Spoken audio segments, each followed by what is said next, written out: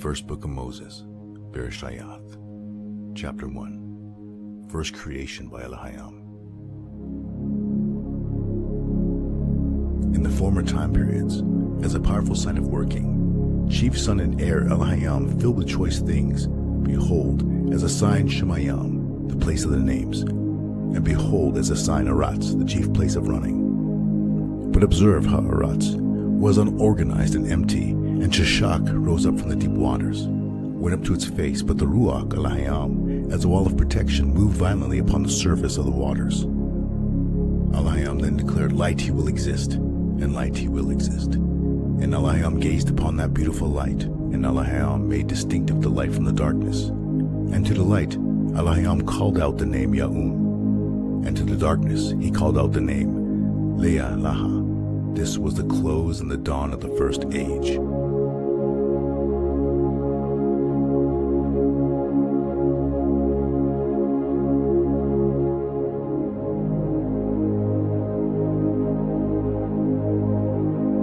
The Ketub Abarayath, or the Paleo-Hebrew, is a language over 5,000 years old. It chronicles a story branching forth from ancient time. His story, Yahweh. Walk into his story. Read the Paleo-Hebrew scriptures.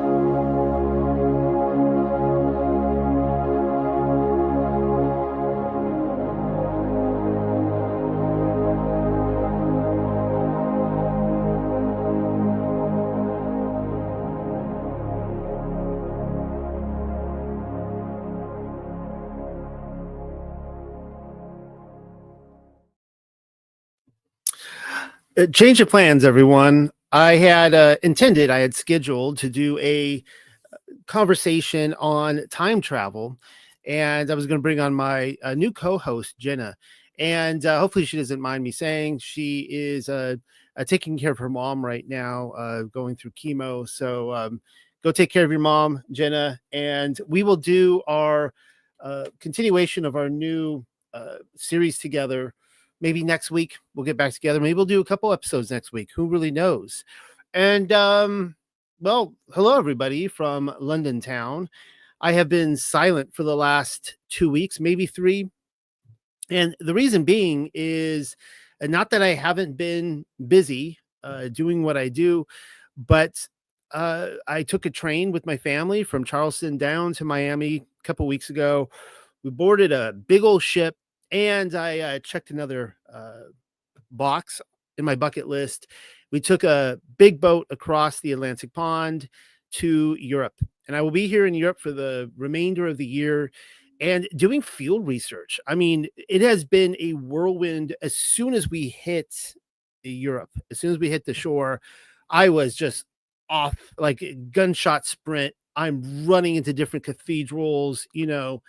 I've gone in dozens of cathedrals now and castles and all over. And I'm going to be keeping you guys updated week by week, and hopefully Jenna as well. And she'll come on from Jersey, and I'll be here in the UK. Wherever I am, I'm going to at least a dozen different countries this year, week by week.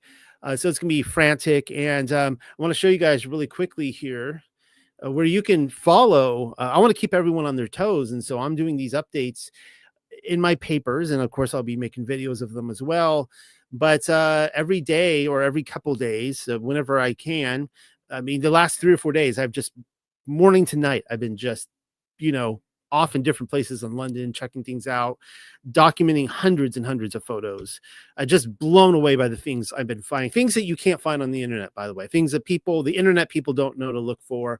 And I'm going to be giving you guys the scoop on his story as I find it throughout Europe. But you can kind of see here where I'm different things that I'm observing each day and documenting. I'm just throwing in random papers.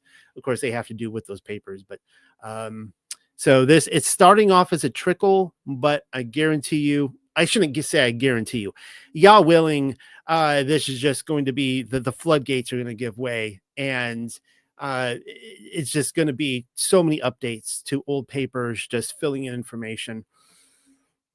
And starting off, we're going to be talking about the 500, actually, cross that out, 1,000 years of the Phoenix. Say what?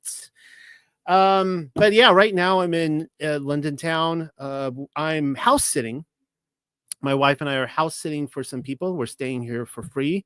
We're taking care of their cats.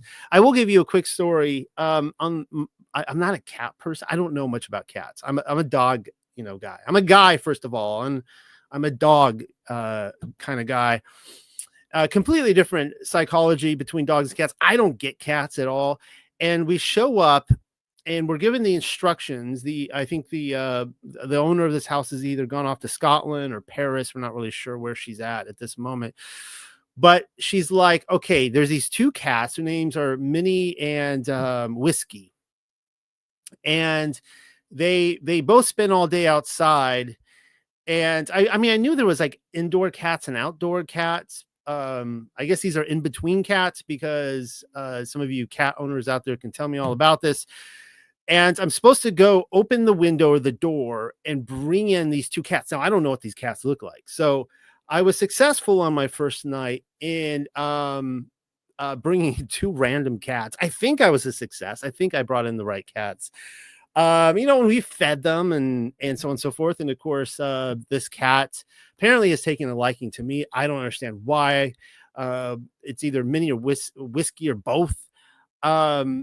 They basically ignore everyone in my family and they just want me. And like last night, I had a rude awakening to a cat sitting on my face while I'm trying to sleep. And do cats do this? This is what cats do. So yeah, I'm in this random office. You'll see different locations each week as we move around. I'm sitting here with who's this? This is Paddington. Paddington Station is not far away. So I'm hanging out with Paddington, just me and Paddington in here working. Usually I have a Charlie Brown mug. I didn't bring that to Europe with me, so this is it's like an espresso. I mean, I like sipping coffee all day. I don't know. I can't get used to these espressos, but it's better than nothing. Well, another thing I did was I came on like an hour and a half earlier than I was scheduled. So a lot of people are going to be disappointed tonight. Like they're going to come on to watch the first live in 2 or 3 weeks and it's already going to be recorded. Sorry, guys. It's late. It's getting late here. 6 hours ahead of the East Coast. And I got to figure this out this year. But anyways, let's get right into this. I'm going to do a little bit of both. I'm going to be reading a little bit of my document and I'll be talking you through it as well. And I think you guys are going to really like what you're going to find here. So, I mean, as it turns out, I wrote this whole paper called 500 Years of the Phoenix, which I'm reading from right now. I'm in that document. And it turns out the Phoenix shows up once every 1,000 years rather than every 500 years. Sorry, guys. The thing is, though, is that the narrative has kind of changed. And when I started looking into the Phoenix, I had this idea of, every 500 years, this Phoenix shows up. And then I started realizing that it's not like clockwork. It's people always, they come to me all the time, asking me questions. All right, Noel, what year is he supposed to show up next? And I'm like, I don't know. I can't tell you that because it's not clockwork. And in fact, there's a guy named Tacitus, who, when I discovered him, a historian, he talked about how the Phoenix showed up just like a swoop sneak attack right around 30 AD in there, give or take.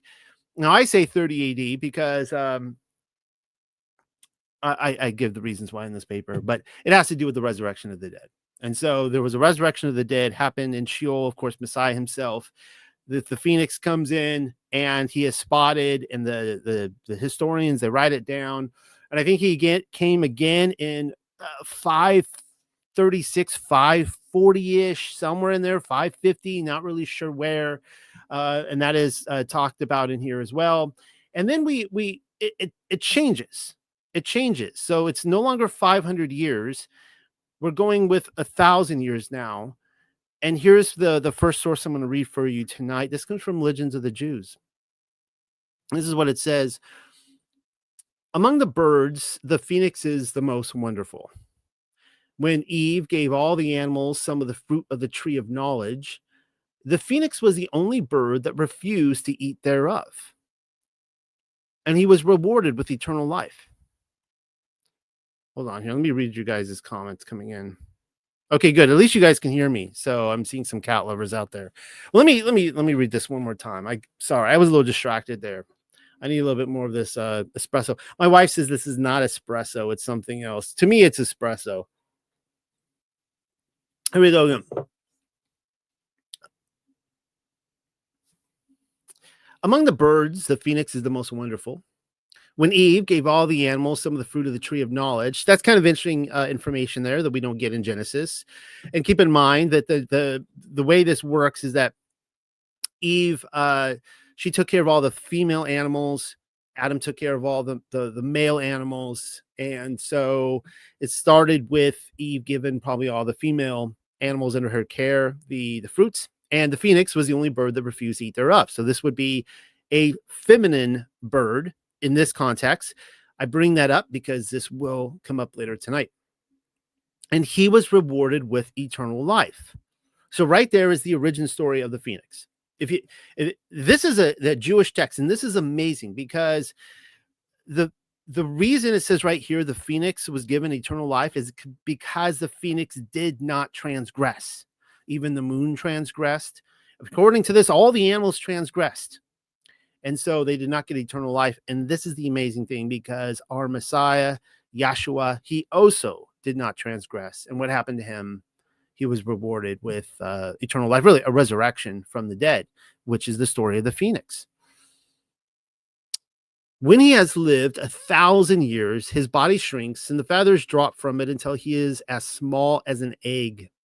This is the nucleus of the new bird, Legends of the Jews, Volume 1. Now, when I first read this, I read this years ago, and I didn't include it in the original report. Not because I was trying to withhold any information. It's one of those pieces of information where I kind of just put it on the shelf. And I'm like, I don't know what to do with this. It's really interesting. There's a lot there that I just showed you. Number one, this bird, it gives you its location. It lives in paradise. I believe that Phoenix is a real bird, a kind of a mix, a hybrid between a material bird and a spiritual bird, which is what Adam and Eve originally were. I believe it lives in paradise. And I believe furthermore that there is a terrestrial paradise. And we're going to be talking about that tonight. That is still on the earth today. People are like, well, no, where is this terrestrial paradise? Well, if you've been following for the last about 4 years or so of investigation, I've been talking about the blessed land, the hidden wilderness, and we'll be covering more of that. But we see the paradigm shift here. And this is what threw me off. Now, Legends of the Jews is written in it. I don't know why they went against all other source material out there, which all says 500 years. But I think I know why. And I think it's because of the millennial kingdom. And I think that's where they're sourcing their information from here.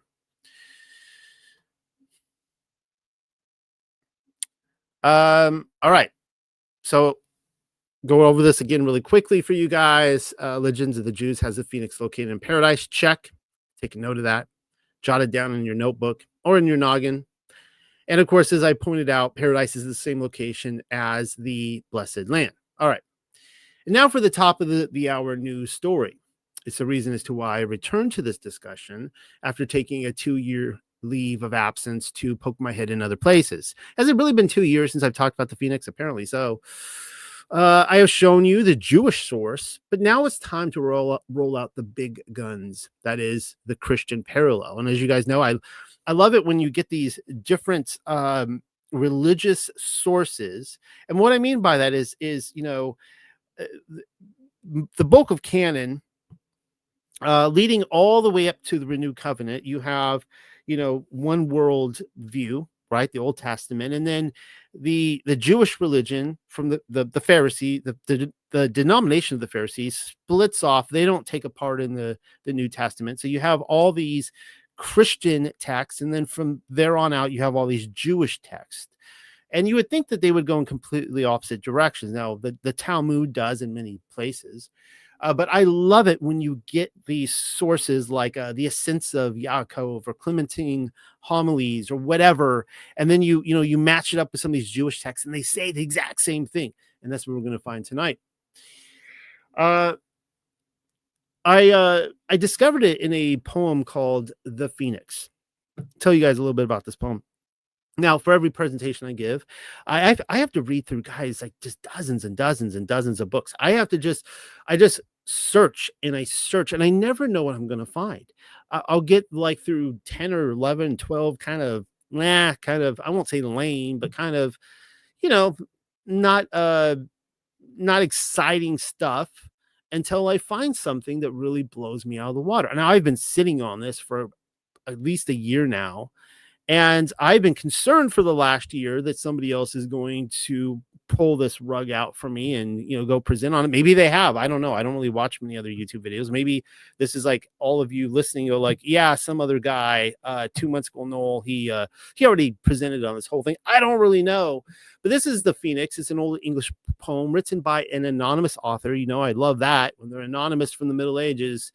It's composed of 677 lines. And I am told, for the most part, it is a translation and adaptation of the Latin poem De Ave Fenice, which is attributed to a man named Lactantius. Now, I have looked up this individual, Lactantius, and he was an author and an advisor to Emperor Constantine. Dun, dun, dun. Guiding his Christian religious policy in its initial stages of development. So this guy, keep in mind that, as you guys know, Constantine was a Mithras guy. And apparently this Lactantius helped kind of be the spiritual advisor to Constantine, saying, no, we don't do this in the Christian faith. This is how we do it. Like the 90s song.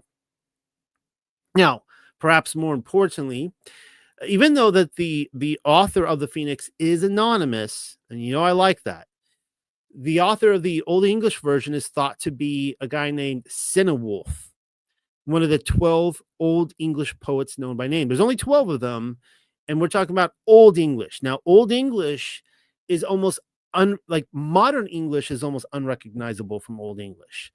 I don't know if you guys have ever tried to read medieval texts in Old English. You're like, what? This is like a foreign language. You'll recognize some words in there, but it is very, very, very different.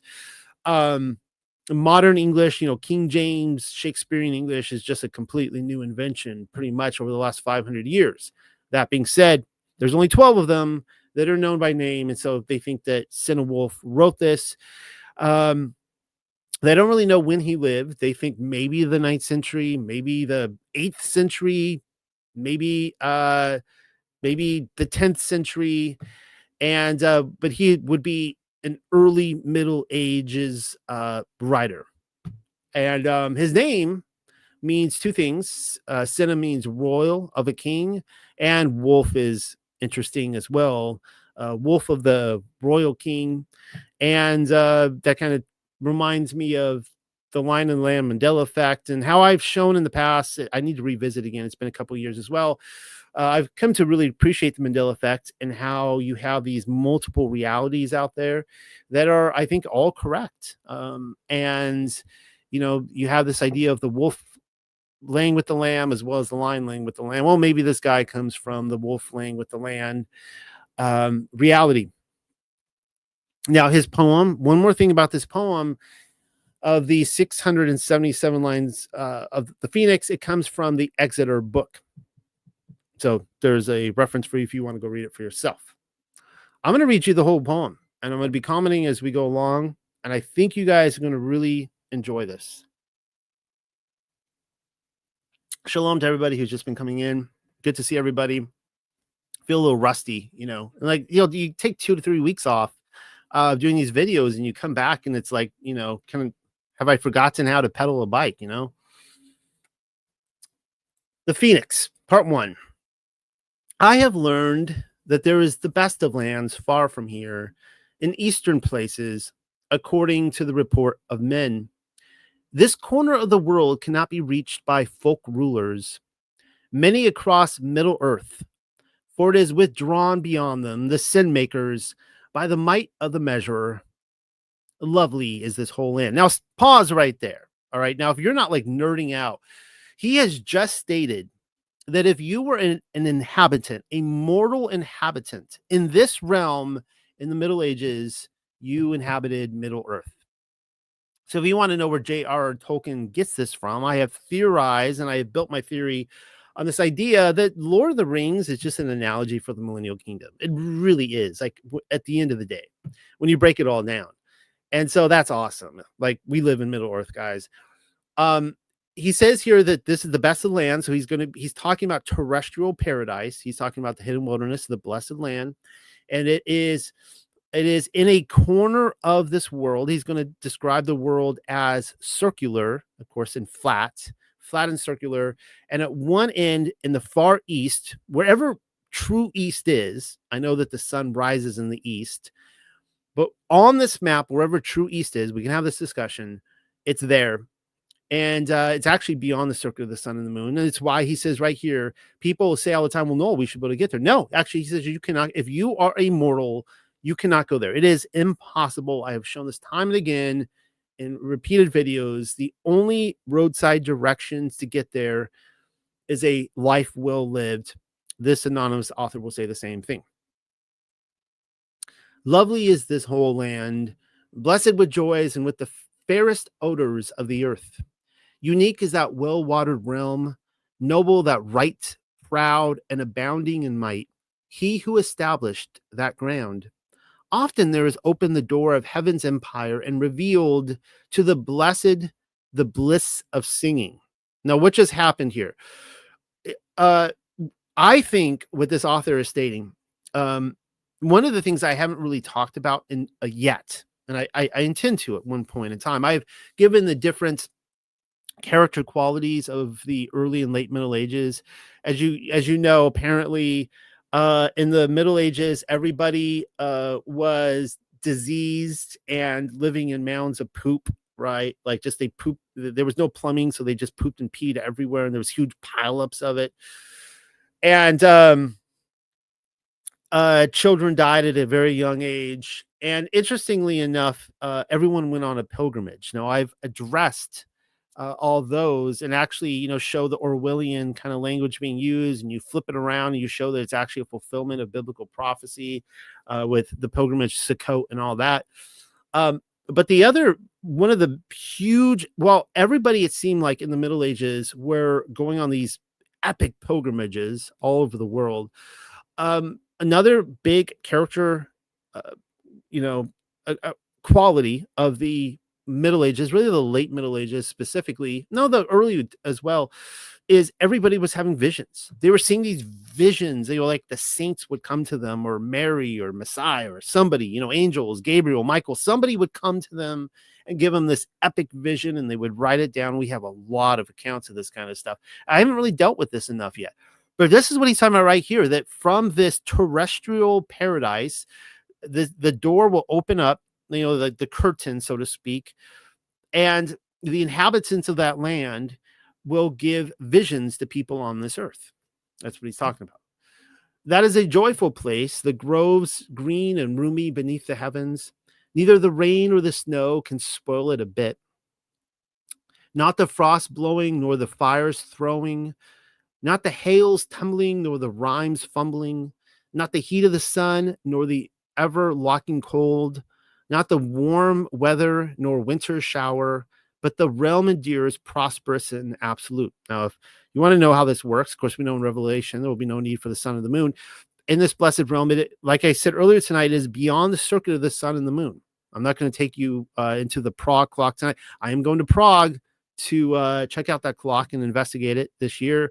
It's on my list, on my to-do list, but we're not going to talk about the moon map or anything like that right now. Just know that once you pass the circuit of the sun and the moon, the realm keeps going out and out through complete darkness, through just thick ice. Nobody can cross it. And then the light there, it's really on the edge of the firmament. and it's this kind of this crescent-like light as far as I can tell. And of course, this is the light of Yeshua, our Messiah, the Lamb, and he lights up the whole city there. And so this is why they don't have seasons. It is just, fruit being harvested every single month there. The noble province is blown with blossoms. Neither peaks nor steep hills stand there, nor stony cliffs hang over the heights, as they do here among us. Not caves, nor clefts, nor carvings in the hillsides, rills, neither ridges, nor any kind of rough scarps, but that worthy plain ever burgeons under the skies, increases its pleasure. Now, pay attention to this right here. That bright land is higher than the surrounding earth by 12 fathoms, and is revealed to us by the report of the wise, the prophets, through the wisdom of the scriptures, than any of these bright mountains that here among us hang over the heights under the stars of heaven. So, if you remember reading the Chronicles of Narnia, I'll probably have more to say on that this year. C.S. Lewis, he was obsessed with the flat earth and the flat earth society. I don't know if he had any personal conversations with Samuel Shenton, but he was really into the flat earth. He and Tolkien both. I personally think they were closeted flat earthists.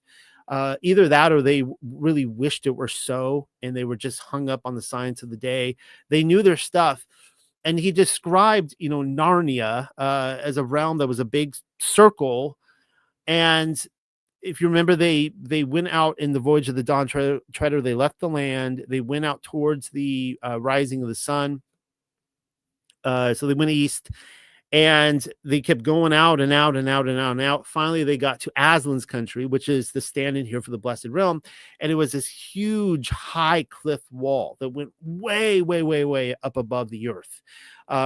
And this is the same cliff that he opens up with in the silver chair when the two children fall off the cliff, and it's this great height, and they keep falling. The reason why this makes sense is that when you read literature like the Aramaic Targum, and it talks in Genesis about when the floods, the worldwide flood, Noah's great deluge, the waters go higher than all the mountains, and the waters went so high up that it just touched into paradise itself. And it was able to bring down some of the plants from paradise, one of which was the tree of knowledge of good and evil. And then Noah planted that one. So there it is. Prosperous is that victory plain, shining the sunny groves, joyful the wooded forest. The flowers never fail, the bright blossoms, but the trees ever stand green, just as God commanded. The woods in winter and summer are alike, hanging with fruit. The leaves under the breeze are never corrupted, nor does the flame ever harm them, as it was before the change of the world occurred.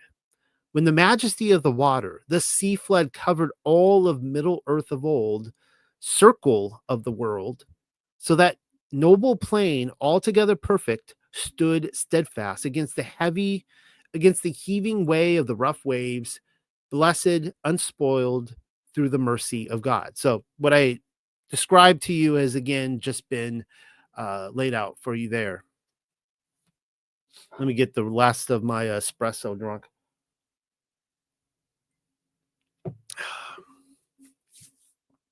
It endures blossoming until the coming of the blaze of the judgment of the Lord. No, I'm not giving you the Hebrew names in here. This is Old English, so I'm just going to leave it at that. I do question some of the words in here. I might get to one or two of them and throw out which ones I am questioning. When the death halls, the shadowy coffers of men become unclosed. There are no hated foes there in that land, neither weeping nor pain, no grief signs at all, old age nor misery, nor the goading of death, neither the life's losing nor the hateful coming, no sin nor strife nor sore rack's knife, not the struggle of poverty nor the want of prosperity, not sorrow nor sleep nor the sad grave, neither storming snow nor change of weather, harsh under the heavens, nor the stern frost, with icicles cold and chilly crashes down upon any. He goes into great detail about, in case you didn't get him the first time, The weather is consistent there. It is just constantly, the way I take it is it's constantly summer. Just, like May, June, everything is lush and green, um, kind of maypole weather, if you get my drift. There neither hail nor frost falls to the earth, nor windy cloud, no waters tumble down there, troubled by the breeze. But there streams of water, wondrously intricate, springs forth in wells and fair surgings of flood. So it's a return to what we saw with the water that was, or the really the Holy Spirit, the Ruach Hakodesh that was watering the ground. The ground is slaked with winsome waters from the midst of the woods. Then every month from the turves of the earth they break forth sea cold, cross every grove, gloriously at times. That is the order of the Lord, that 12 times a year that majestic land overflows with the delights of watery floods. There are groves hanging with blossoms, fair fruits which never fade there. Holy beneath the heavens, treasures of the forest. The flowers never fall fallow to the ground there from the lovely wood beams, but there wondrously the boughs and the trees are always bearing fruits again. At every season, the brightest bowers stand on the green grassy plain, joyously adorned with power of the Holy One. The form of the forest is never broken. There a sacred odor abides throughout the delightful land. It will never be changed ever forever, not before the wise one who shaped it at its origin finishes his ancient work. Part 2. That wood, and this is where we get into it right here, that wood, the blessed land, is watched over by a wondrously fair fowl, strong of feathers, which is called the phoenix. There that lone dweller observes that land, brave-minded of bearing. Death shall never harm him in that desired land, so long as the world remains. He must behold the course of the sun and come toward God's candle, the gem of gladness, eagerly attending it, when up comes the most noble of stars over the wave sea, gleaming from the east. The Father's olden work dazzling with jewels, the brightest token of God. The stars are hidden, departed beneath the waves toward the west, obscured in the daybreak, and the dark night descends dusky. Then the strong-winged bird, proud in its wandering, in the mountain stream under the sky, eagerly makes witness over the water, when the light of the heavens comes up from the east, gliding over the broad expanse of the sea. So the noble and beauty-fast bird dwells by the welling streams at the fountainhead, where he, glory blessed, bathes himself in that brook 12 times before the coming of that beacon, the sky's candle, and always as often from the delightful surging spring, the sea-cold water preserves him with every bath. Afterwards, the high-minded bird heaves himself onto a lofty tree after his swim play, and from there he can most easily behold the journey on the east ways, when the taper of the skies sparkles clearly over the churning waves, the lights beam. These lands, I think it's really what's describing here. There's other sources as well that talk about how the phoenix is with the sun. These lands are adorned, the work beautified, after the gem of glory illumines the ground over the ocean's course throughout Middle Earth, the most famous of the stars, the most famous being the sun. At once, as the high sun overtops the salty streams, so the pale gray bird turns from his tree, bright from the bowers, venturing by wing a swift flight on the breeze, keening and trilling toward the heavens. You can see I don't underline a lot right here, but there's a lot coming.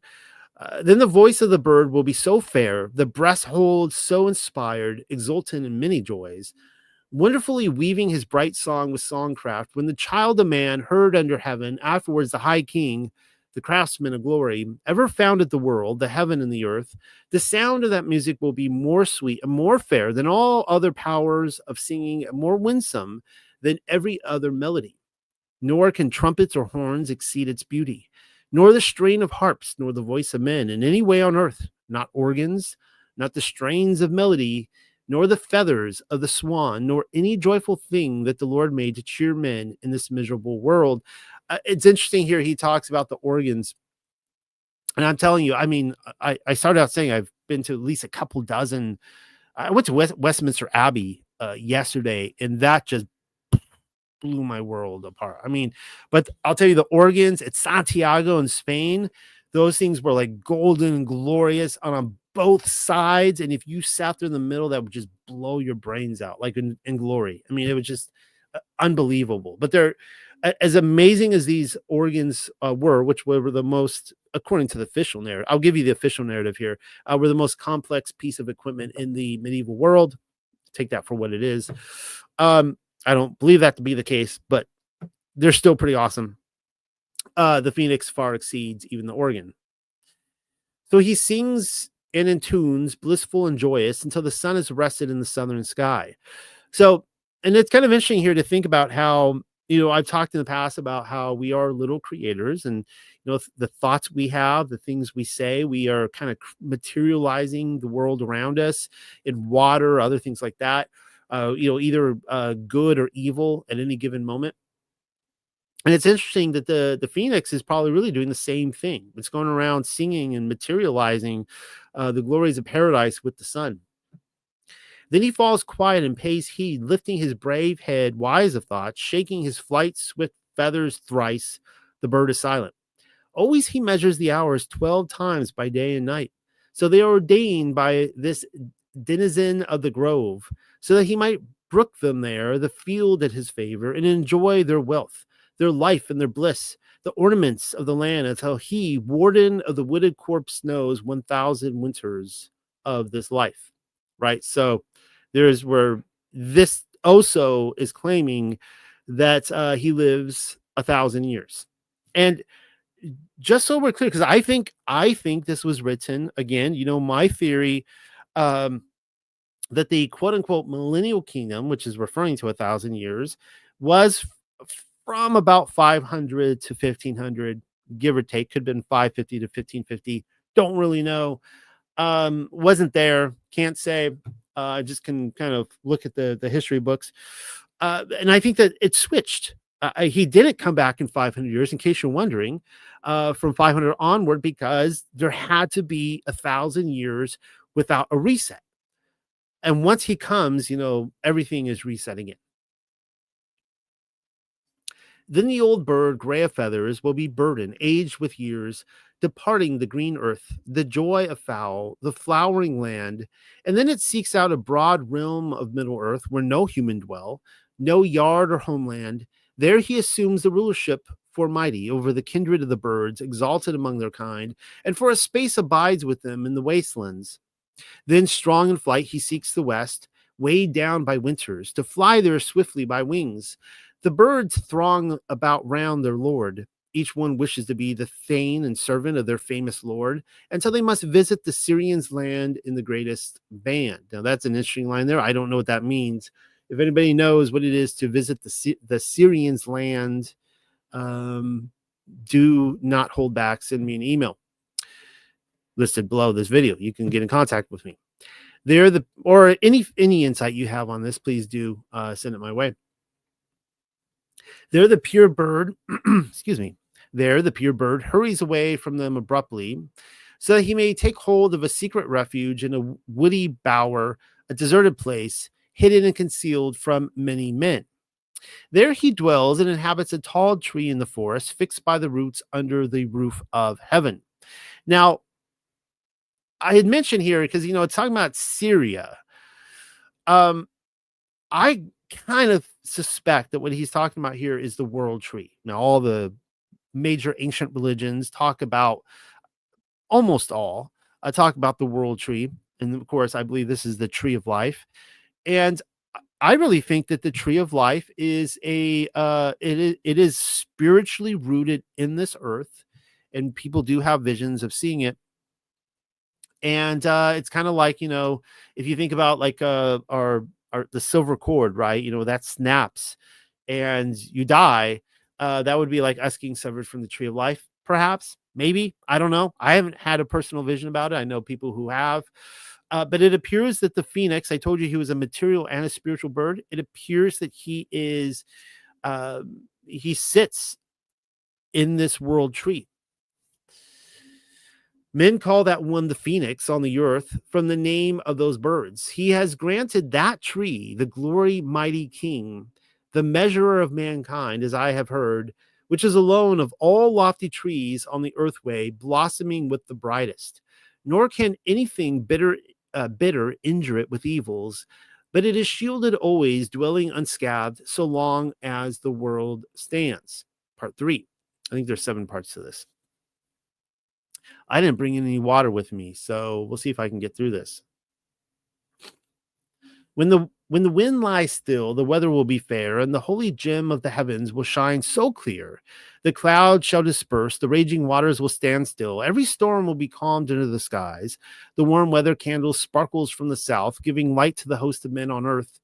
Then that bird begins to build in the boughs to prepare a nest. There will be a great need that he be allowed to turn hastily then toward life, to assume a younger spirit through the surge of mind. Then the sweetest herbs are gathered from afar and near, winsome and wooded fruits too, all brought to that bird's abode.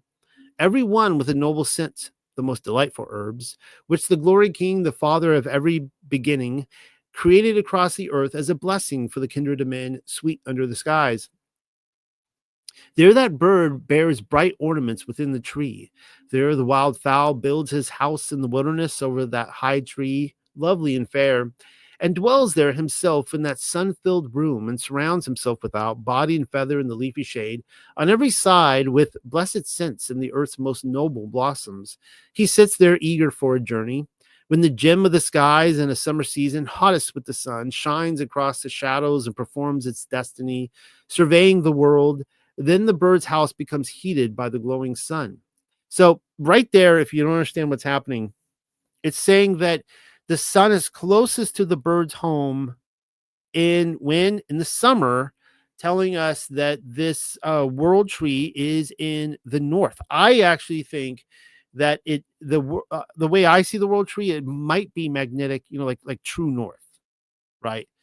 And we know that the magnetic north is it's moving across the plane. It probably goes theoretically in a big circle, over like 27,000 years or so theoretically. And there's reasons for that, and I could source that information for you if you'd like. But it seems so that the idea is that, as as the sun goes around and around the earth in the wintertime, it's further away, it goes further into the southern hemisphere. So this world tree that the phoenix lives in, it might be the North Pole.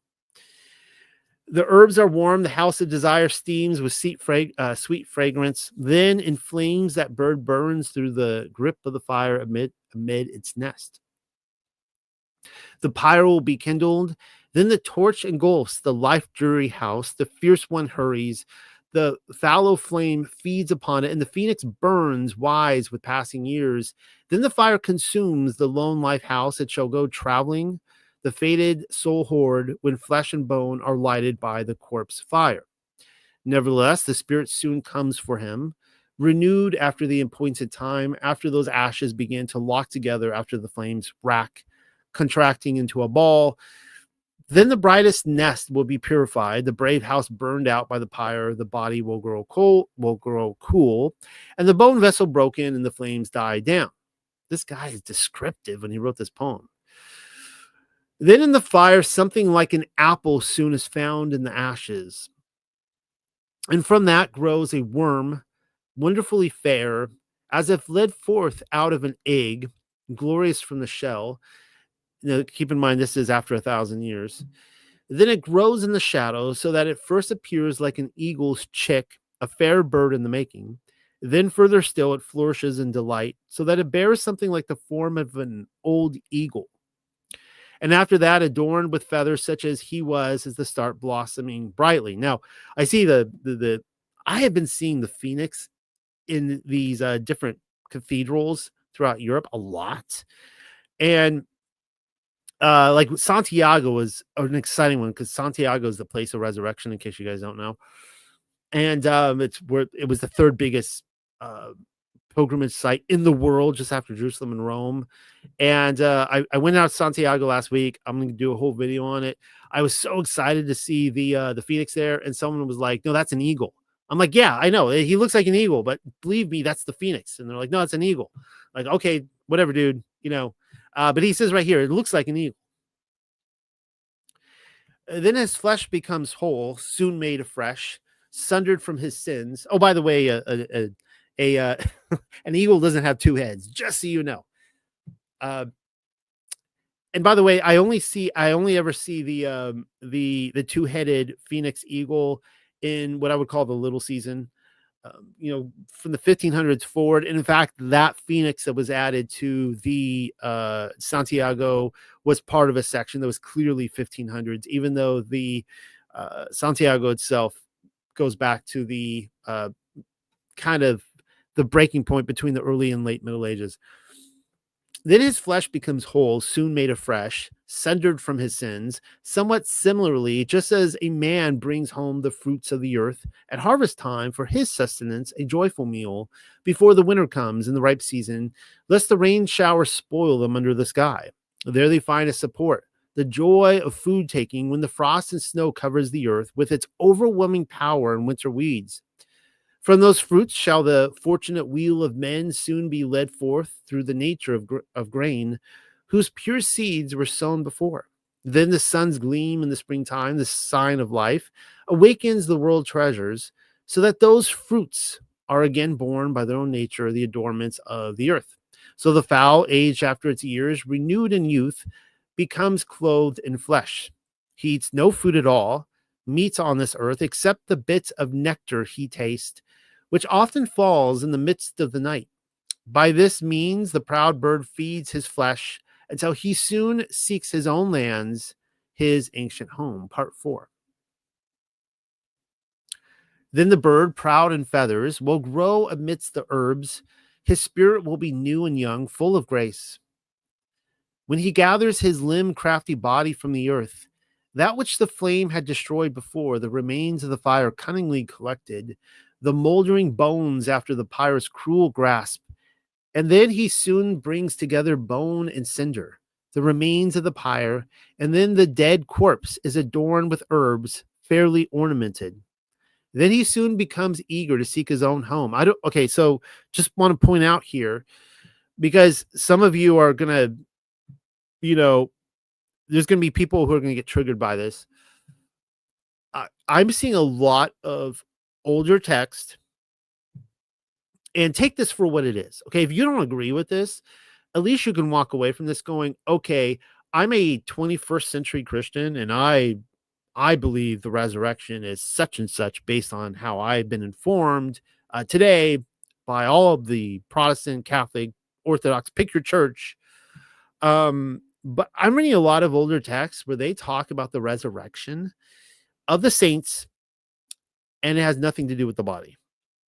Just throwing that out there, okay? So at least you can walk away from this and going, okay, some of the ancients, some of them, we don't know how many, a lot of them, a little of them, enough that there are texts out there that were reproduced a lot, will claim that when the resurrection happens, that the bones remain. All right.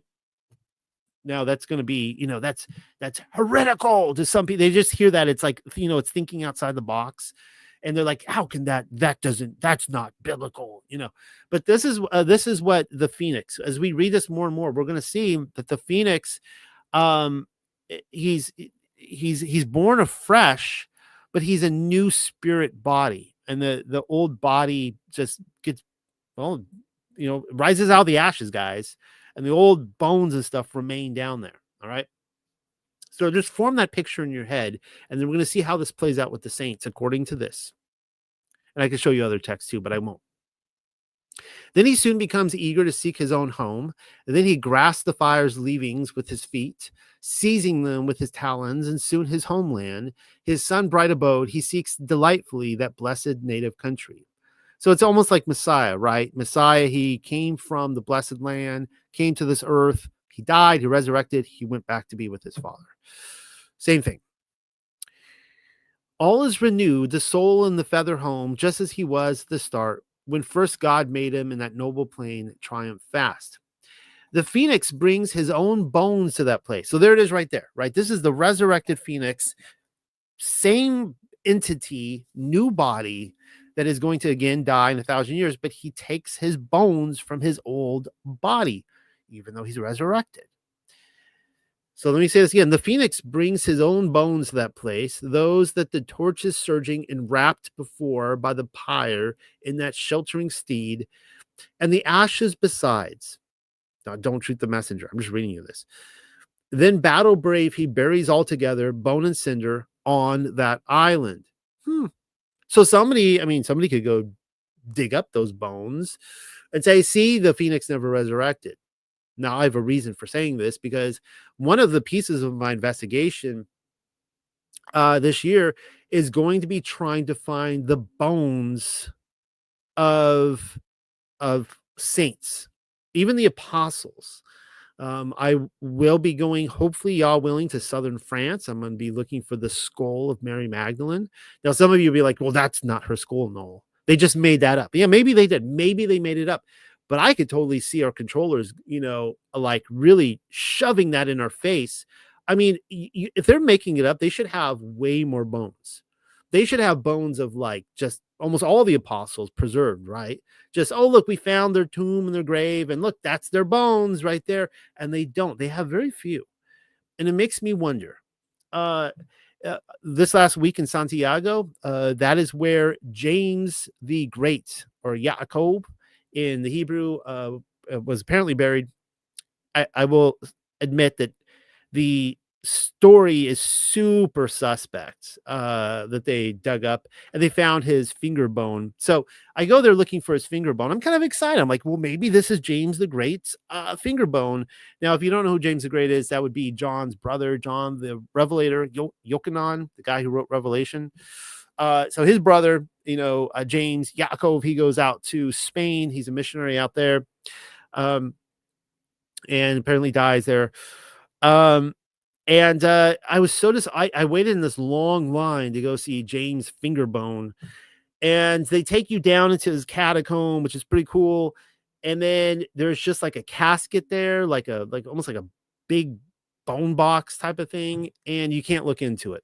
They tell you that the old pilgrims were able to go look at it and touch it and whatever they did to it. I'm just under the I have to assume that it's still there. So I was a little disappointed by that.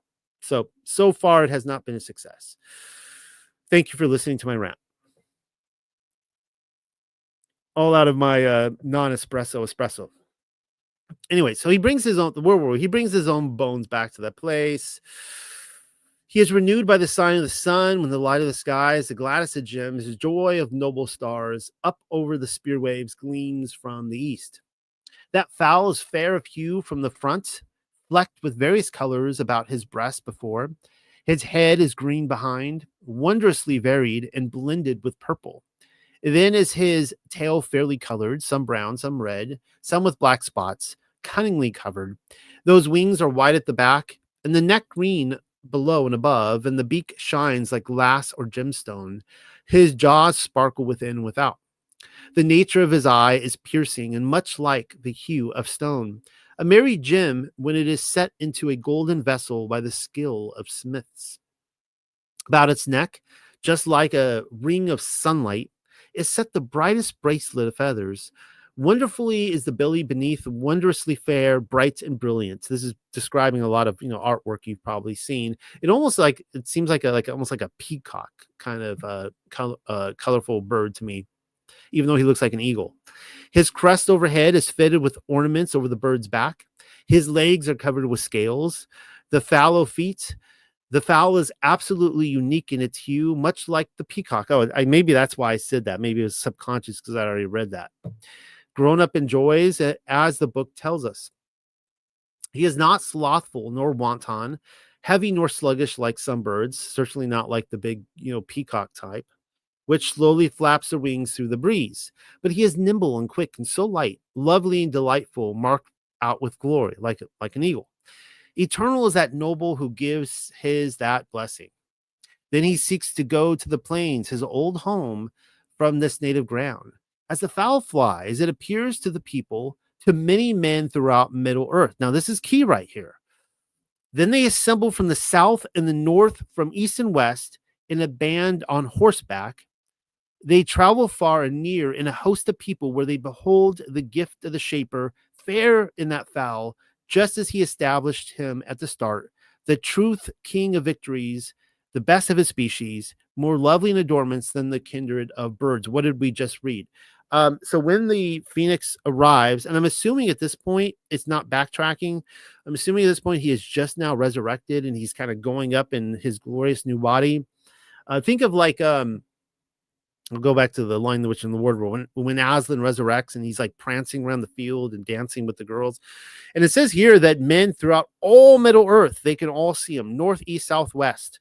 And I don't know if they can all see him, but they have to travel to see him. They all hear, okay, so people ask me all the time. This is one of the questions, like, will we know? Well, according to this, when the Phoenix does arrive, at least when he was supposed to at the end of the 1,000 years, and probably at the beginning of the 1,000 years, people all over the earth went to see him. He was a big news.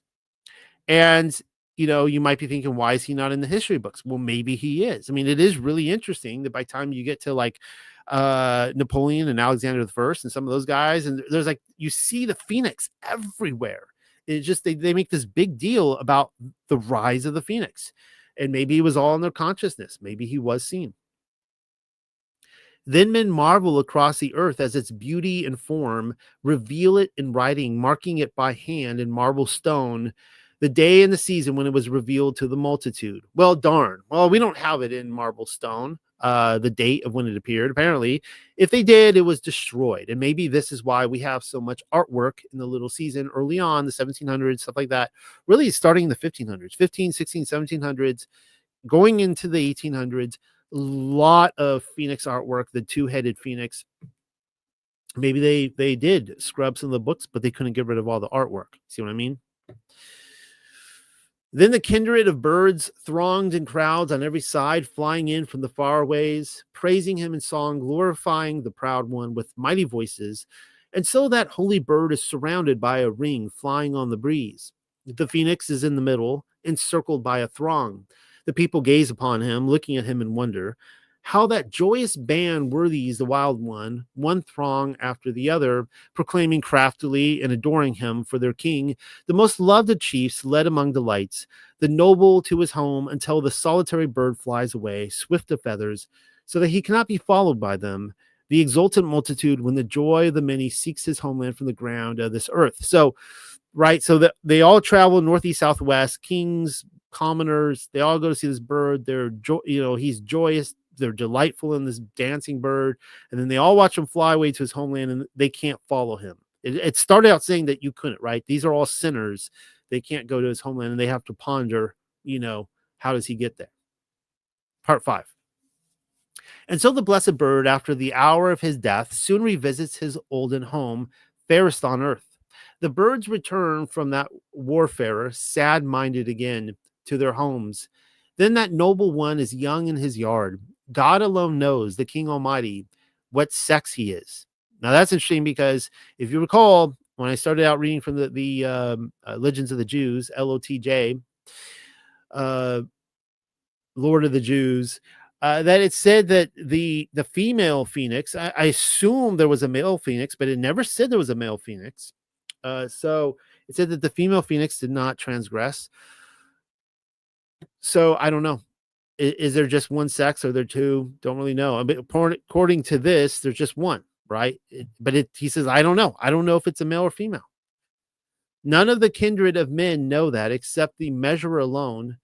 How those facts are wonderful, the lovely and ancient decree of the bird's gender. There the blessed one may enjoy his homeland, the welling waters within the wooded glade, dwelling upon the plain until 1,000 winters have run. Then is the end of his life. Now it says his there, but keep in mind, let's see, did this come from Latin? I'm not really sure, but if it is Latin, it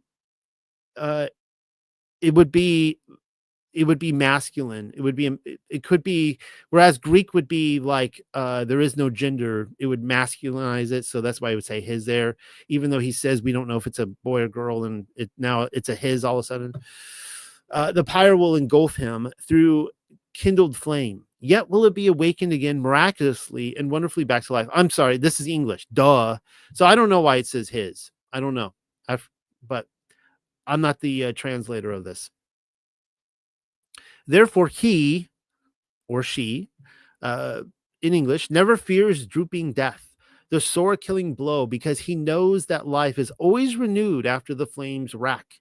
The soul, after its fall, when it is swiftly restored from the ashes through the bird's nature, rejuvenated under the sheltering sky. He is both his own son and his dear father.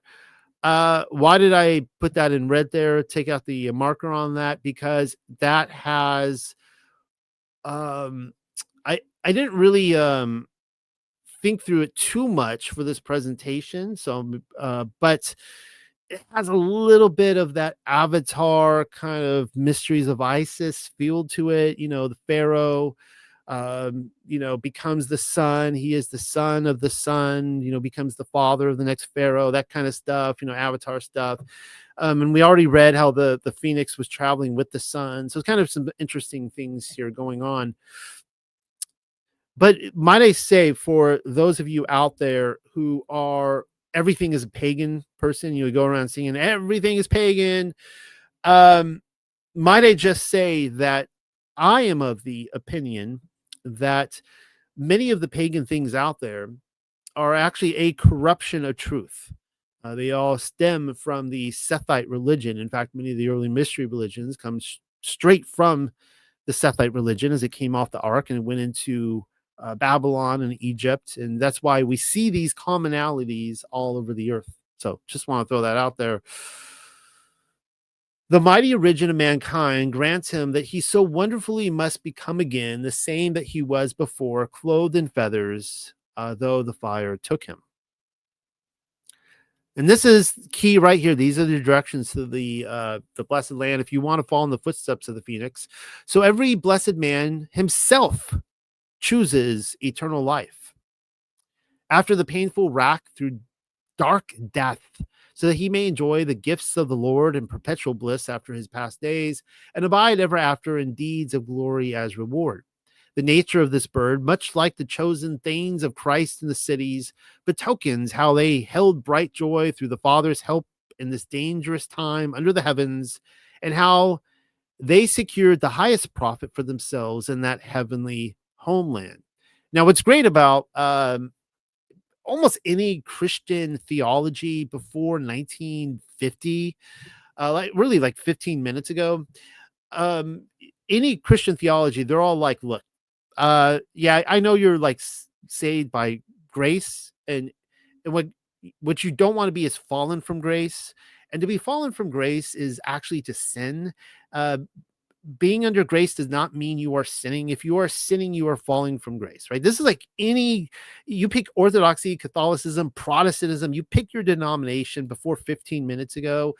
And this is what they were saying. Now, all of a sudden, have all these Christians out there saying, no, we can sin all we want. And we've got grace, baby. And if you think that you can't sin, then you are works-based, because you are just a pile of dog poo. That's all you are. And you need to recognize this. And the faster you recognize this and have a defeatist attitude and just lay around doing nothing with your life and just bearing your talents, that's what God wants you to do. Like, this is modern Christianity. Well, at least the internet people, the people that show up all the time, like try to debate with me. I don't even know if these are like in the basement of the White House, the Joe Biden era. I don't really know. Maybe they're government employees out there trying to create their own version of Christianity. But this is what I encounter. But anyways, according to this, if you want to go to the blessed land, you got to live a certain way. We have learned that the Almighty made man and woman through the fullness of his wonder, and they were then established in the best corner of the earth that the children of men call Paradise Plain. So there it is right there. Terrestrial paradise, the blessed land. This is where it was in the east. And I don't really know if Eden was in Mesopotamia. I have no problem if it was. It could have been transported. Some people think it was the North Pole. I don't really know. But when there's so much literature out there that it says that it is like east, beyond. Like when they say east, they're talking like beyond the rising of the sun. That this place is still here to this day in this corner of the earth that was not destroyed in the flood, where there was no want of prosperity, while the word of the eternal, his holy commandment, would be kept in the newness of their joy.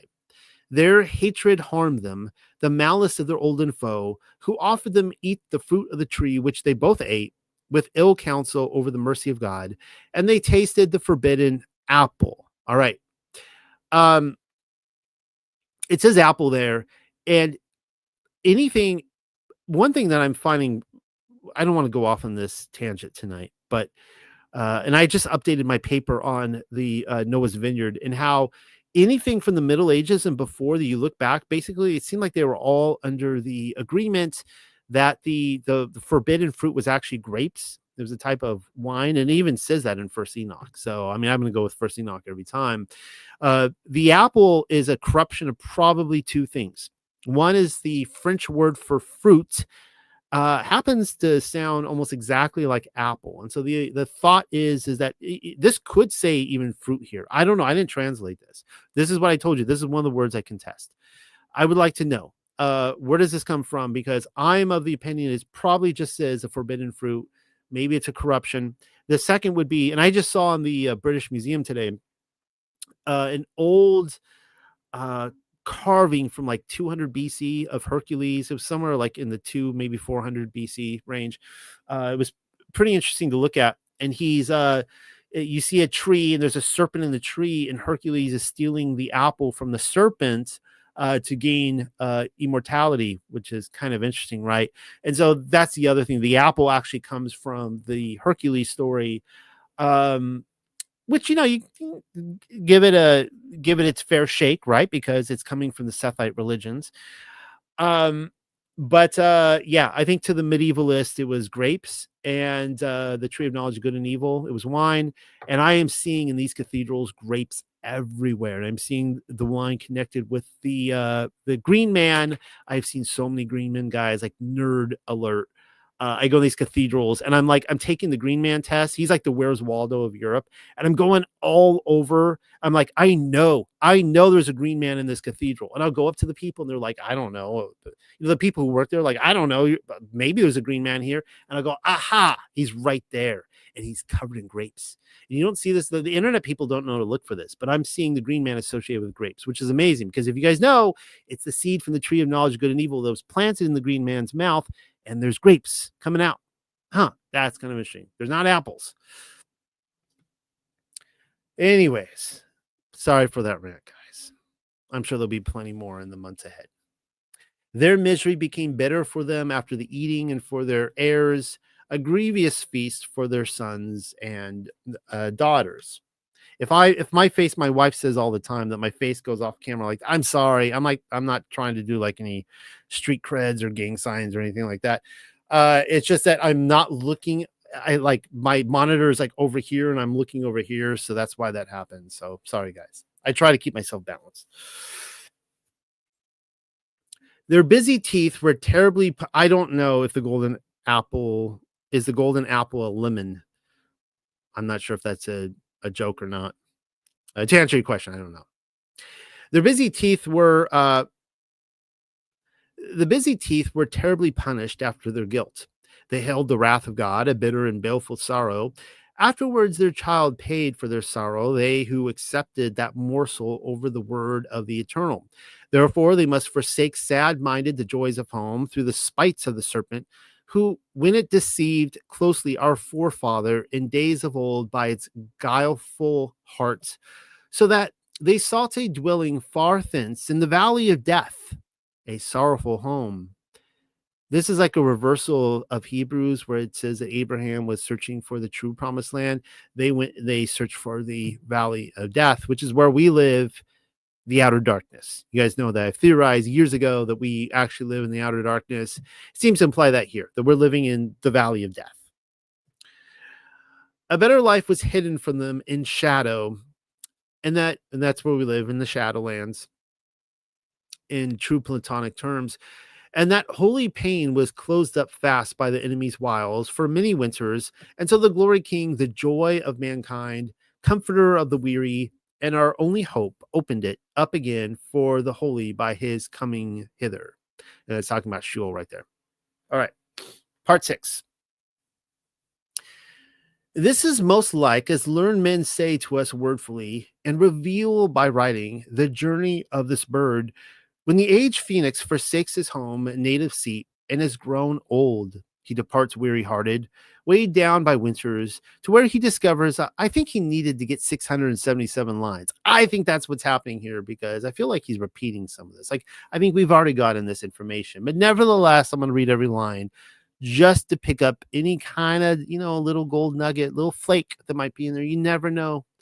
He departs weary-hearted, weighed down by winters, to where he discovers a high shelter in the woods, and that he builds with the most noble twigs and herbs a new abode, a nest in the grove. I feel like we've read this before. Again, we're getting there. There is a great desire in him to be allowed, soul young once again, to take up through the blast of fire life after death and be renewed, and then seek out his olden home, his sun-bright land after the flaming bath. Isn't that awesome? The flaming bath. How did I not highlight that? Because, as I say all the time, when we go into eternity, guys, and we're going to be bathed, right? And we're going to be baptized, we're actually going through flames. The mortals who are wicked and they're thrown in like fires, they are annihilated. They are destroyed. They will not be in the flames for eternity, but we will be bathed in the flames. It's a complete opposite of, the brimstone and hellfire people declare. They think they're escaping the flames. Actually, no, the righteous are going through it, just like the phoenix. Just so when our forefathers, Adam and Eve, our ancestors, forsook that beautiful plain, the seat of glory, lovely in their tracks, and undertook the long journey in the harmer's hand, where the hater, the miserable wretch, often did them injury. Nevertheless, there were many who obeyed the measure. There it is. There's your obedience, right? Not just the believers, but the obedience, the measurer under the heavens with holy customs. He's measuring blessings and curses, good and evil, glorious deeds, so that the Lord, heaven's high king, became kindly in his heart towards them. That is the high tree in which the blessed now make their abode, where the olden foe cannot scathe them a bit with venom, the sign of sin in this terrible time. There a nest is wrought for them against every malice by their glorious deeds, and the champion of the Lord, where he gives out alms to the wretched, deprived of glory, and invokes the Lord, the Father, as a fulcrum, and is well employed on forth, and wipes out the iniquities of this lone life, the dark deeds of evil. And he holds the law of the measurer bold in his breast. Do you think that's a reference to the Torah there? Well, there's only one law, so I think that is, and that's what he measures us with, right? You don't want to be under the curse of the Torah. You want to walk in the newness of life, and that's what we're going to be measured with. Whether you're in the newness of life, walking out, being obedient versus transgressing his law.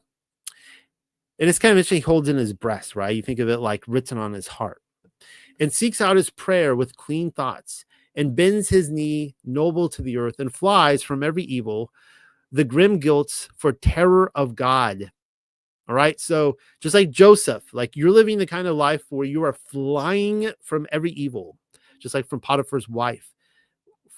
For why? For terror of God. I don't know how this was translated. I mean, I would probably put, for the fear, the quaking fear of God, a holy fear of him, and yearns glad-minded to perform deeds of the most good. So according to this writer, you're not just on team Jesus, go, go, go. He's like, Jesus made the Super Bowl and the World Series this year. You're there in the stands to cheer him on. No, it's like you're actually down on the field playing with him, right?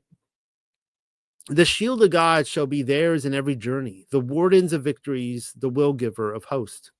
These are the herbs, the fruits of the blossom, which the wild fowl gather under the sky from far and wide to his dwelling place, where the phoenix, fixed in wonder, against every malice constructs his nest. So now in that place, the champions of the measure perform his pleasures with mind and might, and strive for renown, for which the eternal Almighty wishes to repay them with blessed reward. So there's your blessing and your curse, right? A home shall be established from those herbs for them in a city of glory as recompense for their works. I should have highlighted that their city of glory, and he's going to talk more about that. Because they have kept holy precept hot at their heart, because the Torah is written on your heart. That's the promise of the renewed covenant. Jeremiah and Ezekiel, baby. Welling in their mind all day and night. And there it is right there, Psalms 1. Blessed is the man who delights in the Torah of Yahweh, and meditates upon it day and night. That man will be blessed, right? So it says right there that the people that are putting the holy precepts, the law of the Lord of Yahweh up to their bosom, up to their heart, they meditate on it day and night. And I love it, that line, they're hot at their heart. That is so amazing. It's not lukewarm, it's hot. And they love the Lord, choosing the light and beloved belief over the worldly wealth. They have no joyful hope that they will live long in this loaned life.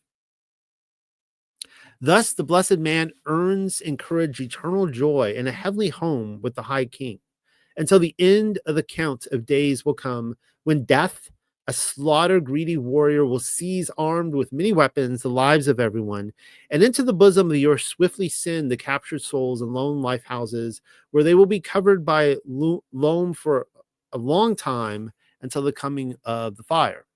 Then many will be led to the moots, the kindred of men, the Father of angels, the truth king of victories, the Lord of armies, will hold counsel and judge them with righteousness. Then all men of earth shall all experience resurrection, just as the mighty king commanded, the Lord of angels, with a trumpet voice, across the broad ground, the Savior's souls. Now keep in mind here, what's the context of this? I know he kind of went off talking about people now, but he's mirroring this with obviously the Phoenix, right? When the Phoenix comes, there's these resurrection events. Through the Lord's power, dark death will be ended for the blessed. Nobly they shall turn, thronging in crowds, when this sin-working world shall burn in shame, kindled in the pyre. Everyone shall become fearful in their souls when the fire destroys this lone land wealth, the flames consuming all the treasures of earth. Apple gold ripped greedily, speedily swallowed the adornments of this world. Then in that revelatory hour, the fair and joyous symbol of that bird shall come into the light for all these men, when all that power shall be raised from the tombs. And pay attention to this. Don't let this line slip past you here. There's probably a lot of lines that have slipped past me, but there's certain things I'm looking for. And this is one of them. It says, gathering up the bones and the body's limbs alike, and the spirit of life before the knee of Christ. Now, contextually, now, this is what, someone's going to say, did you hear what Noel said in that one video that I can no longer find, but it's there? This isn't Noel saying this. Okay. This is the writer of this document saying this. So just be clear here. I always try to correct people. Like, no, Noel did not say that. The writer said this, and I just happened to read it and give commentary on it. And what he appears to be saying here contextually is the same thing as the Phoenix. The Phoenix resurrects, and then he gathers his bones, and he's like holding his bones, and he goes and buries them somewhere. All right. So according to this, when the mortals become immoral, when men resurrect, they are a new spirit body, just like the Phoenix who paves the way for us. And they gather their bones and they do something with it. Or maybe they don't. Maybe they leave some of them. I don't really know. Maybe they leave behind their finger bone. You see what I mean? Like, oops, okay, there's a finger bone back there. Oh, they just built a whole cathedral based around that finger bone. Now, to be clear, I do want to point this out. Psalms is very clear. Peter says it in Acts, I think, chapter 2. That the prophecy of Messiah is that his body will not see decay. All right. So understand do not confuse me here. People misquote me all the time. What I am saying is that when Yeshua, when he resurrected from the dead, that his body, he literally resurrected, right? His body did not see decay. When he ascended to heaven, it was his same body from the earth. All right, capiche, got it. You can just take this information for what it is. You can throw it out if you don't like it. That's not my strategy. I don't like to do that. I like to take all the different pieces and see how they fit. Majestically, the king from his high throne will shine upon the holy, the beautiful gem of glory. It would be well for him to be allowed to be pleasing to God on that sorrowful day. Part 7. Maybe there's 8 parts to this. I feel like we have a long ways to go. There those life homes clean of their sins shall go glad-minded, turning their spirits in their bone vessels. When the burning ascends high to the heavens, many will be hot, terrifyingly kindled when everyone, the truth fast and the shining soul with the body, from the moldy grave shall seek the glory of the Lord, terrified. The flames will be in motion, ignited by sin. Wow.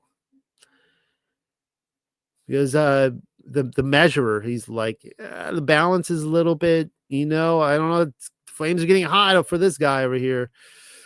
There those blessed men shall be after their season of exile, clothed by their works, their own deeds. So here he says they're clothed. Now, later on, actually, no, it's in a different text on the blessed land I've read to you before, that a man who went there, kind of in a vision, at first he thought everybody was naked. And it took him a while to figure it out. And he's like, oh, they do have clothes, but they're actually clothed in like this kind of the spirit, which is, the Ruach HaKodesh, the Holy Spirit, wisdom. And that's how I feel it is with Adam and Eve too. I'm okay with the medieval artwork and some of the others that show them naked, because that seems to be like the idea that they were actually really clothed. They weren't naked, but it wasn't like, our clothing that we think of in mortal terms. But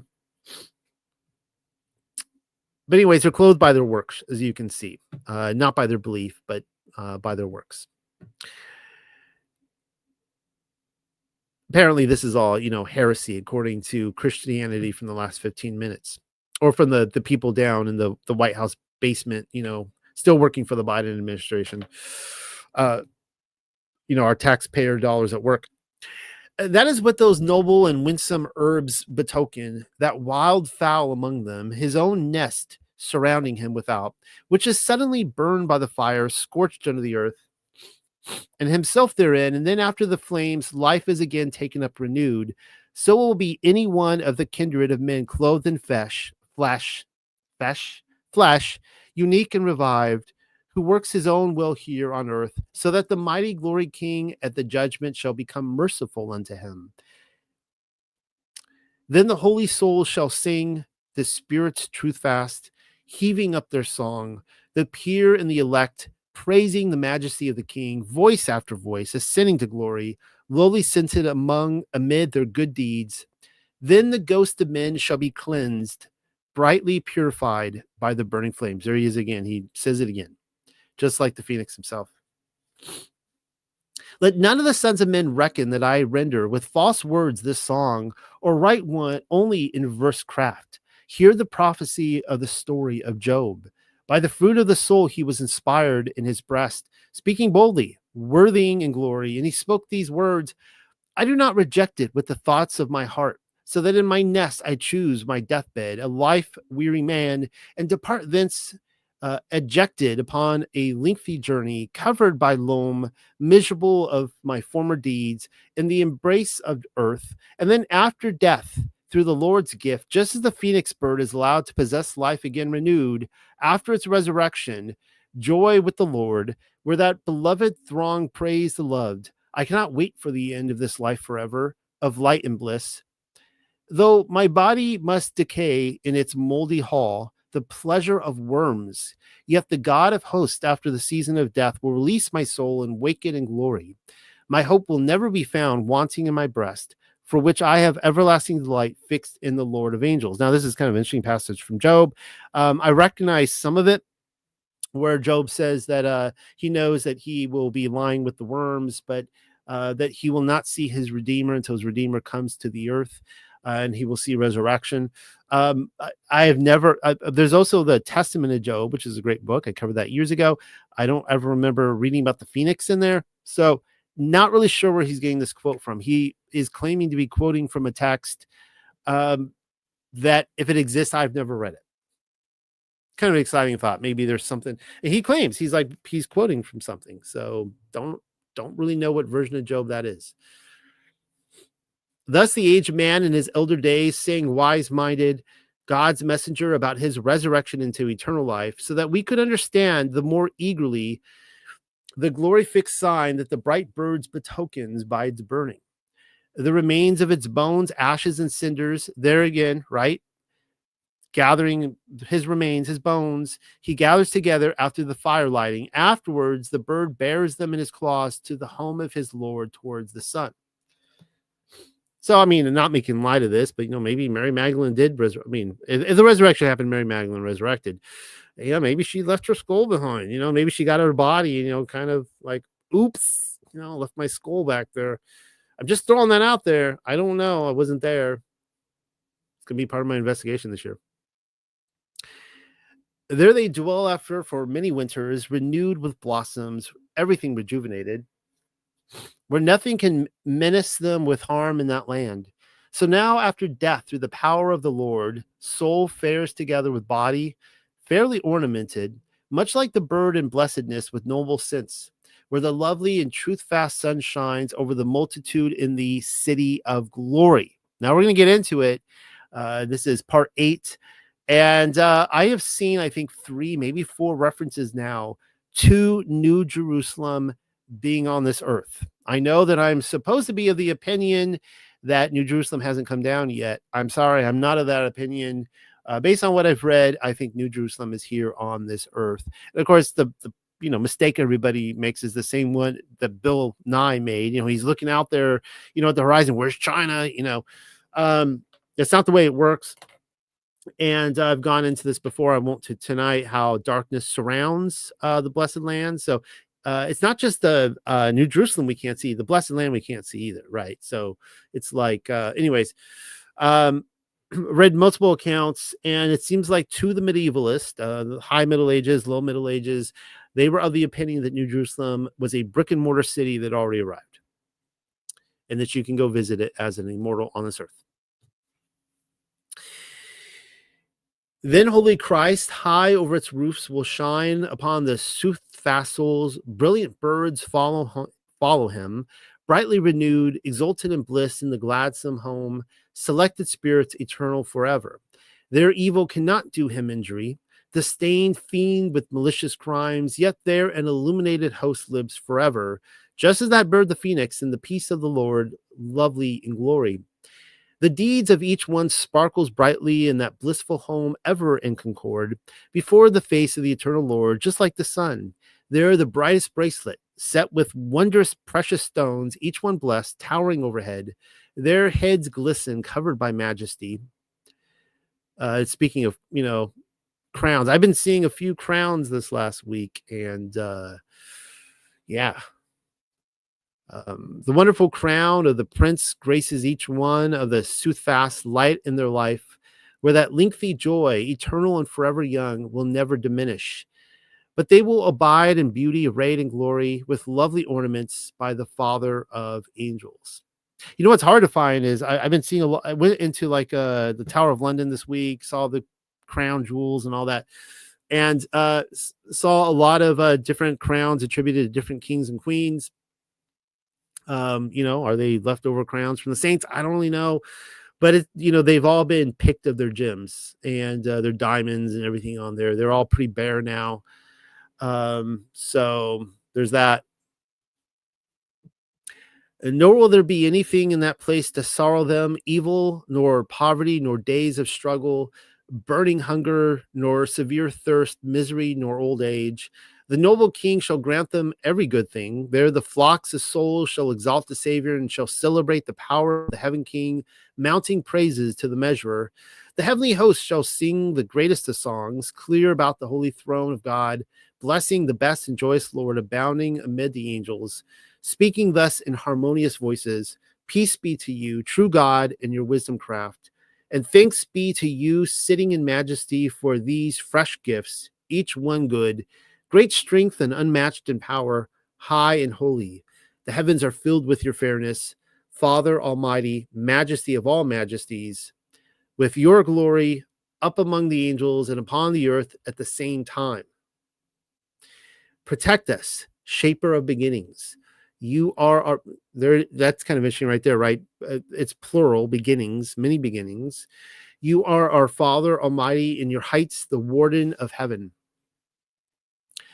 Thus regale the right doing, cleansed of their evils in the famous city.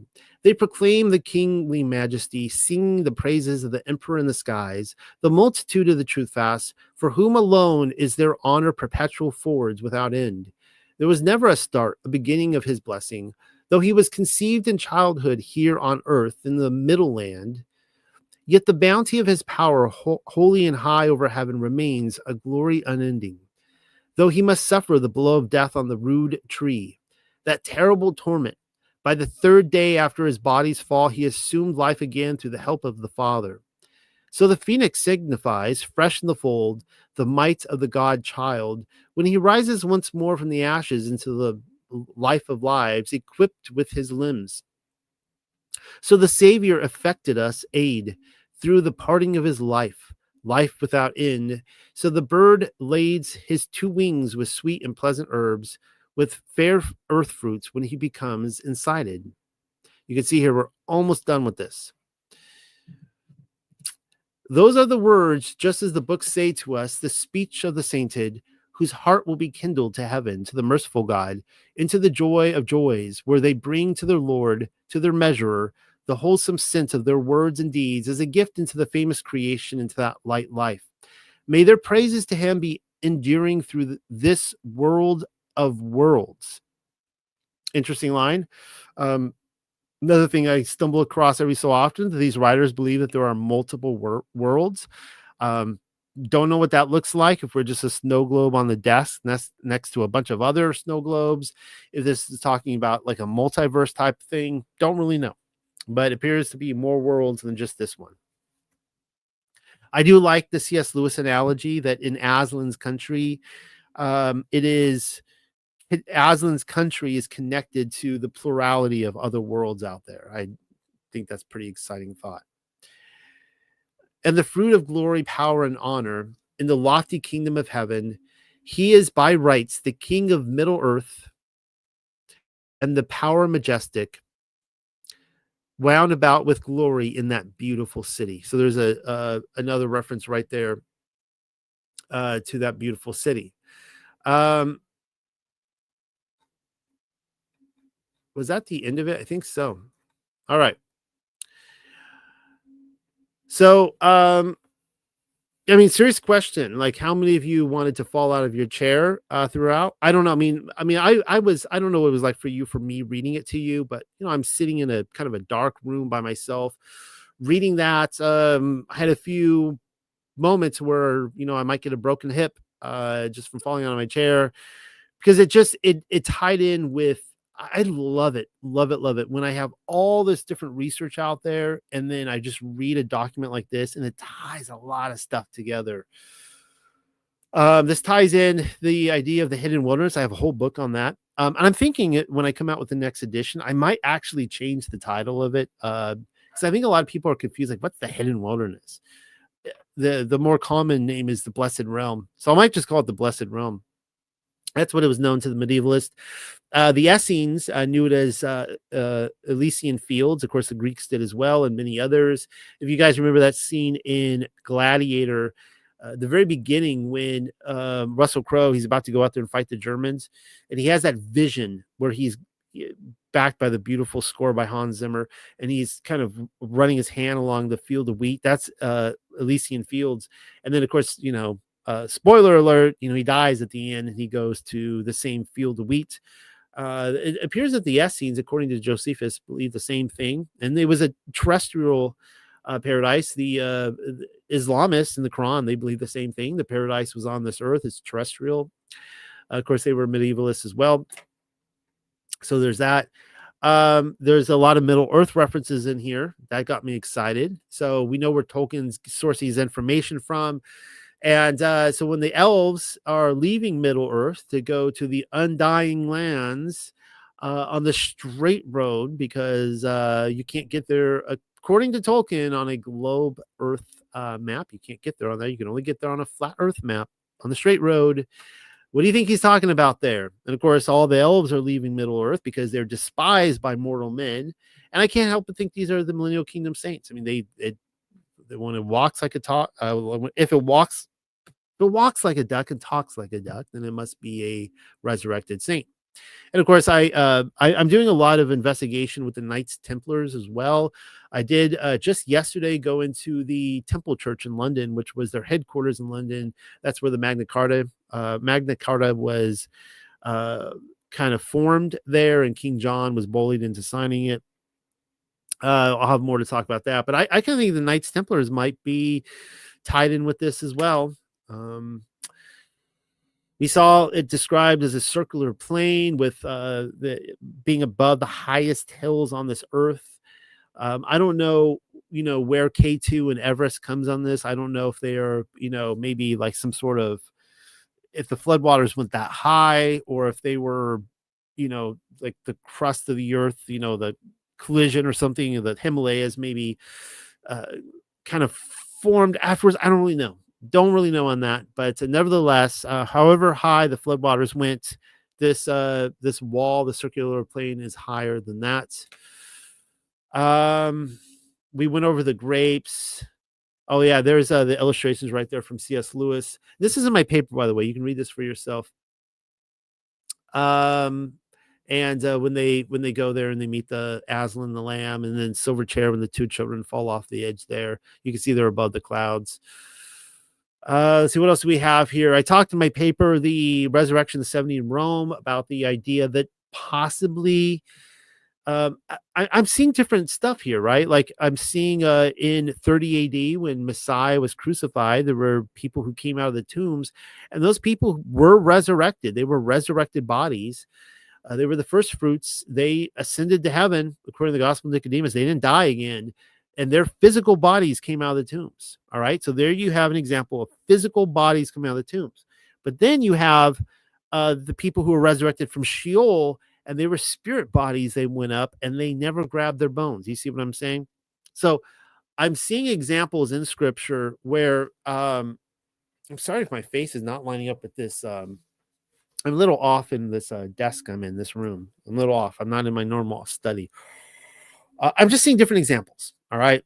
And throwing that out there, you guys can make of it what you will. What else do we have here? Yeah, I talked about the two-headed phoenix later on. So this is, how many references have I seen here now to, oh yeah, I said there's 600 and, let's see. I don't know why I ended it on 666. Oh no, it lands on line 666. I don't know why. I'm a little confused by that there. I have to look at that again. But anyways, yeah, it ends on an interesting number. But I have seen now in other texts where New Jerusalem is on the earth, right? I've seen enough within these extra biblical texts that has made me comfortable in going, yeah, we're not waiting for it to come down. It's already here. And it's a place where right now, if you die, if you're righteous, you are taken there. So that's all for tonight. Hope you guys enjoyed that. I have nothing more to say to you guys. It's been about an hour and 40 minutes. Usually I like to, not go over 2 hours. I was thinking it'd be a little less tonight, but I'm coming to you from London tonight, and I'll have plenty of stories. I'm holding back. I'm trying to keep my best stories for when Jenna comes on. She wasn't able to tonight. We'll go into our time travel piece, hopefully, Yah willing, in the next one. And I'll have something for you tomorrow night, Friday night. I'm not going to tell you what it is until tomorrow, so you're going to have to come by. Love you guys. Let's do this again sometime. Good night, everybody. If you had the power to go back in time and choose to give into a ministry that would effectively change the way the world sees an idea, would you do it? I think the answer is yes. Well, you don't have to go back in time. What you can do is right now, you can click the link below and give to the Paleo-Hebrew translation effort. What is this? Well, Paleo-Hebrew is the ancient form of Hebrew. When you write Hebrew out, you build it. If I said H2O, you know that I mean water. That's what building a language is. Japanese, Chinese, Korean, they all have this idea, even Paleo-Babylonian, the Paleo-Egyptian, the hieroglyphics, petroglyphs. They have this idea that when you put a certain group of pictures together, it means a word. That's what Paleo-Hebrew was. That's what Paleo-Hebrew is. Pamela Glasgow is changing the way that we view the scriptures. You can help.